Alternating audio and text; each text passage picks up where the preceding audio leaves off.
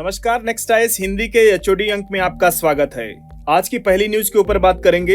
इस न्यूज को द हिंदू ने अपने पेज नंबर 1 पर कवर किया था और ये जीएस पेपर 2 के अंतर्गत गवर्नेंस से जुड़ा हुआ टॉपिक है। न्यूज ये थी कि राज्यों के पास खनिज और खनन भूमि पर टैक्स लगाने का अधिकार है। ये सुप्रीम कोर्ट ने कल डिसीजन दिया और भारत के मुख्य न्यायाधीश DY चंद्रचूड़ की अध्यक्षता वाले 9 न्यायाधीशों की संविधान पीठ द्वारा इसको 8-1 के अनुपात में दिए गए महत्वपूर्ण फैसले में कहा गया कि खनन भूमि और खदान पर कर लगाने यानी टैक्स लगाने की राज्य विधानसभाओं की शक्ति संसद के और खनिज विकास और विनियमन अधिनियम 1957 द्वारा सीमित नहीं है।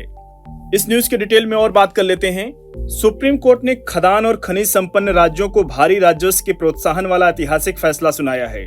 सुप्रीम कोर्ट की 9 न्यायाधीशों की संविधान पीठ ने 8-1 के बहुमत में दिए गए फैसले में कहा कि राज्यों को खदानों और खनिज वाली भूमि व खनिज अधिकारों पर टैक्स लगाने का अधिकार है। राज्यों के पास ऐसा करने की विधायी क्षमता और शक्ति है।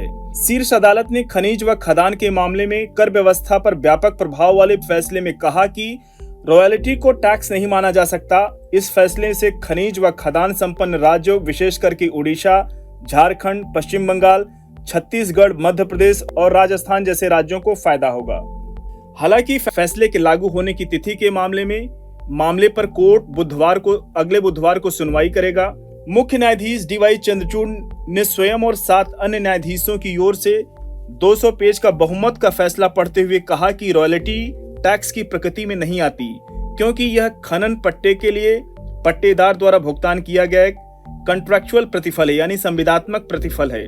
खनन का पट्टा या ठेका लेने के बदले दिया जाने वाला भुगतान होता है। कोर्ट ने कहा कि रॉयल्टी और डेड रेंट खनिज भूमि की तय न्यूनतम राशि जिसका भुगतान खनन पट्टा लेने वाला सरकार या भूस्वामी को करता है, दोनों ही टैक्स की विशेषताओं को पूरा नहीं करते। सुप्रीम कोर्ट ने गुरुवार को दिए बहुमत के फैसले में वर्ष 1989 में इंडिया सीमेंट मामले में रॉयल्टी को टैक्स नहीं मानने की व्यवस्था देने वाले फैसले को खारिज कर दिया। पहले ये वर्ष 1989 में रॉयल्टी को टैक्स माना गया था, तो अब इस व्यवस्था को समाप्त कर दिया है। बहुमत के इस फैसले को अगर साधारण शब्दों में समझा जाए तो अर्थ निकलता है कि राज्यों को खनिज अधिकारों और खदानों की भूमि पर टैक्स लगाने का अधिकार है। इस न्यूज पर आप लोग नजर बनाए रखिएगा। इस न्यूज को हम लोग और भी कवर करते रहेंगे क्योंकि अभी इस पर फैसला पूरी तरह से आना बाकी है। दोस्तों, अब हम लोग अगली न्यूज की तरफ बढ़ते हैं। इस न्यूज को द हिंदू ने पेज नंबर 4 पे कवर किया था और ये जीएस पेपर 2 के अंतर्गत गवर्नेंस सेक्शन से जुड़ा हुआ टॉपिक है। ये भी न्यूज ये थी कि 6 दिवसीय मानसून सत्र की पूर्व संध्या पर झारखंड विधानसभा अध्यक्ष के न्यायाधिकरण ने गुरुवार को 26 जुलाई से दल बदल विरोधी कानून के तहत 2 विधायकों को अयोग्य घोषित कर दिया। दोनों विधायकों ने इस वर्ष के लोकसभा चुनाव में अपनी पार्टियों की इच्छा के विरुद्ध चुनाव लड़ा था, लेकिन वे असफल रहे थे। अब बात कर लेते हैं इससे संबंधित कानून के ऊपर। संविधान की 10वीं अनुसूची, जिसे आमतौर पर दल बदल विरोधी कानून के रूप में जाना जाता है, 1985 में विधायकों के बीच एक पार्टी से दूसरी पार्टी में वफादारी परिवर्तित करने की प्रवृत्ति पर अंकुश लगाने और सरकार को गिराने नए शासन के गठन की सुविधा के लिए पेश किया गया था। यह विधानसभा के अध्यक्ष को किसी अन्य सदस्य की याचिका पर किसी भी दल बदल करने वाले को अयोग्य घोषित करने का प्रावधान करता है। कानून 2 तरह के दल बदल की परिकल्पना भी करता है। पहला एक सदस्य द्वारा स्वेच्छा से उस पार्टी की सदस्यता छोड़ना जिसके चुनाव चिन्ह पर वह चुना गया था। एक सदस्य द्वारा अपनी पार्टी द्वारा जारी किसी विशेष तरीके से मतदान करने या मतदान से परहेज करने के निर्देश का उल्लंघन करके, व्हिप का उल्लंघन करके। दोस्तों, अब हम लोग अपनी नेक्स्ट न्यूज की तरफ बढ़ते हैं। इस न्यूज को भी हिंदू ने कवर किया था अपने पेज नंबर 10 पर और ये इकोनॉमी सेक्शन से जुड़ी हुई न्यूज है। ये न्यूज ये थी कि भारत में कोयला का राष्ट्रीयकरण 2 चरणों में हुआ। पहला 1971 से लेकर 1972 में कोकिंग कोयला के साथ और फिर वर्ष 1973 में गैर कोकिंग कोयला खदानों के साथ। कोयला खाने राष्ट्रीयकरण अधिनियम 1973 भारत में कोयला खनन के लिए पात्रता निर्धारित करने वाला केंद्रीय कानून है।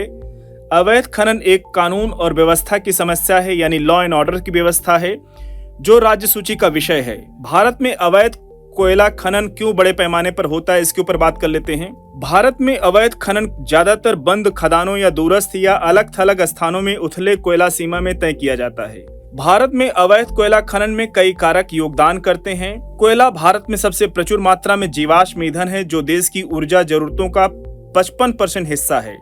भारत में बिजली की उच्च मांग कोयले की उच्च मांग में तब्दील कर देती है, जो अक्सर कानूनी आपूर्ति से आगे निकल जाती है, जिससे इल्लीगल सप्लाई बढ़ जाती है। अगली न्यूज की तरफ बढ़ेंगे हम लोग। इस न्यूज को भी द हिंदू ने कवर किया था पेज नंबर 10 पर, और ये प्लेसेस इन द न्यूज के सेक्शन में शामिल होगी। जीएस पेपर के अंतर्गत कवर होगा। ये न्यूज रवांडा से जुड़ी हुई है। रवांडा में वर्ष 1994 के तुत्सी नरसंहार के बाद से यह चौथा राष्ट्रपति चुनाव है। रवांडा के नेशनल इलेक्शन कमीशन द्वारा जारी आंशिक परिणामों से पता चलता है कि राष्ट्रपति पॉल कागमे को भारी समर्थन मिला है। अब रवांडा से जुड़ी हुई ज्योग्राफी के ऊपर बात कर लेते हैं। देखिए, रवांडा की राजधानी किगाली है, आप देख सकते हैं मैप पर। यह मध्य अफ्रीका में स्थित एक देश है। इसकी सीमा उत्तर में युगांडा से, पूर्व में तंजानिया से और दक्षिण में बुरुंडी से लगती है। पश्चिम में कांगो लोकतांत्रिक गणराज्य यानी DRC से लगती है। अब हम लोग अपनी अगली न्यूज की तरफ बढ़ेंगे। इस न्यूज को भी द हिंदू ने अपने पेज नंबर 14 पे कवर किया था, और ये जीएस पेपर 2 के अंतर्गत शामिल होगी, वेलफेयर स्कीम सेक्शन के अंतर्गत। न्यूज ये थी कि कौशल विकास मंत्री जयंत चौधरी ने संशोधित मॉडल कौशल ऋण योजना की शुरुआत की, जिसके 2 दिन पहले वित्त मंत्री निर्मला सीतारमण ने योजना के तहत उच्च स्तरीय कौशल पाठ्यक्रमों के लिए लोन की जो एलिजिबिलिटी राशि है, यानी ऋण की पात्र राशि को 1.5 लाख रुपए से बढ़ाकर 7.5 लाख रुपए करने की घोषणा की थी। नवंबर 2015 में अधिसूचित कौशल विकास के लिए पिछड़ी ऋण गारंटी निधि योजना यानी क्रेडिट गारंटी फंड स्कीम को राष्ट्रीय कौशल योग्यता ढांचे से जुड़े पाठ्यक्रम के लिए ऋण गारंटी निधि बनाने के लिए कई चुनौतियों का सामना करना पड़ा था। 31 मार्च तक केवल 10,077 उधारकर्ताओं को 115 करोड़ राशि के लोन दिए गए थे। यह केवल भारतीय बैंकिंग संघ यानी IBA के सदस्य ऋण संस्थानों को ही लोन देने की अनुमति थी, और उनकी सीमित पहुंच के कारण निजी और सार्वजनिक क्षेत्र के यानी प्राइवेट और पब्लिक सेक्टर के बैंकों द्वारा कम उठाया गया ये लोन था। और नई योजना के तहत लोन देने वाले नेटवर्क को केवल IBA बैंकों से बढ़ाकर नॉन बैंकिंग फाइनेंशियल NBFC और छोटे वित्त बैंकों को शामिल किया गया है, जिसमें अधिक कौशल पाठ्यक्रमों और उच्च ऋण सीमाओं तक पहुंच है।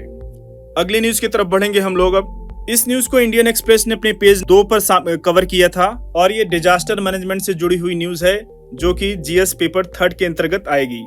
न्यूज ये थी कि केंद्रीय गृह मंत्री अमित शाह की अध्यक्षता वाली उच्च स्तरीय समिति ने गुरुवार को कई राज्यों के लिए आपदा शमन और क्षमता निर्माण परियोजनाओं को मंजूरी दी, जिनमें शहरी बाढ़ का मुकाबला करना और ग्लेशियर झील विस्फोट बाढ़ की रोकथाम शामिल है। समिति ने NDRF यानी राष्ट्रीय आपदा प्रतिक्रिया कोष से वित्त पोषण के लिए 9 प्रस्तावों को मंजूरी दी। स्वीकृत प्रस्तावों में शहरी ग्राउंड मैनेजमेंट के लिए 2,514 करोड़ रुपए की कुल लागत वाली तेलंगाना, गुजरात, कर्नाटक, पश्चिम बंगाल और महाराष्ट्र में 6 परियोजनाएं शामिल हैं। समिति ने सभी 28 राज्यों में युवा आपदा मित्र योजना को लागू करने के प्रस्ताव पर भी विचार किया है। इसके अलावा समिति ने हिमाचल प्रदेश, उत्तराखंड, सिक्किम और अरुणाचल प्रदेश यानी पर्वतीय राज्यों की बात कर रहे हैं यहाँ पे, राज्यों के लिए ग्लेशियर झील विस्फोट बाढ़ जोखिम शमन के लिए एक परियोजना प्रस्ताव को कुल 150 करोड़ रुपए की लागत की मंजूरी दी है। साथियों, अब हम लोग नेक्स्ट न्यूज की तरफ बढ़ेंगे। आज की लास्ट न्यूज है ये, इसको PIB ने कवर किया था। ये जीएस पेपर 3 के अंतर्गत डिफेंस सेक्शन में शामिल होगी ये न्यूज ये है कि भारतीय सेना की टुकड़ी आज बहुराष्ट्रीय सैन्याभ्यास कॉन्क्वेस्ट के लिए रवाना हुई है, और इस न्यूज को कवर करने के पीछे यही उद्देश्य है। आपने देखा होगा UPSC 2024 प्रीलिम्स एग्जाम में क्वेश्चन सैन्याभ्यास से पूछ रहा है। आपने देखा होगा कि मित्र शक्ति सैन्याभ्यास किन देशों के द्वारा होता है, ऐसा क्वेश्चन पूछा था। तो आप लोगों को यहाँ पे जागरूक रहने की आवश्यकता है। और ये जो एक्सरसाइज है 27 जुलाई से 9 अगस्त 2024 तक मंगोलिया की राजधानी उलान बटोर में आयोजित किया जाना है। यह अभ्यास दुनिया भर के सैन्य बलों को सहयोग करने और अपनी शांति क्षमता को बढ़ाने के लिए एक साथ लाने का उद्देश्य है। और एक्सरसाइज कॉन्क्वेस्ट का पिछला संस्करण 19 जून से लेकर 2 जुलाई 2023 तक मंगोलिया में ही आयोजित किया गया था। और ये एक्सरसाइज पहली बार वर्ष 2003 में USA और मंगोलियाई सशस्त्र बलों के बीच एक द्विपक्षीय कार्यक्रम के रूप में शुरू हुआ था। इसके बाद वर्ष 2006 में यह अभ्यास एक बहुराष्ट्रीय शांति अभ्यास में परिवर्तित हो गया, और चालू वर्ष में इसका 21वां संस्करण है, याद रखिएगा आप लोग। तो साथियों, आज के HOD अंक को यहीं पर समाप्त करते हैं। मिलते हैं नेक्स्ट अंक में कुछ और न्यूज के साथ। तब तक के लिए आपका धन्यवाद।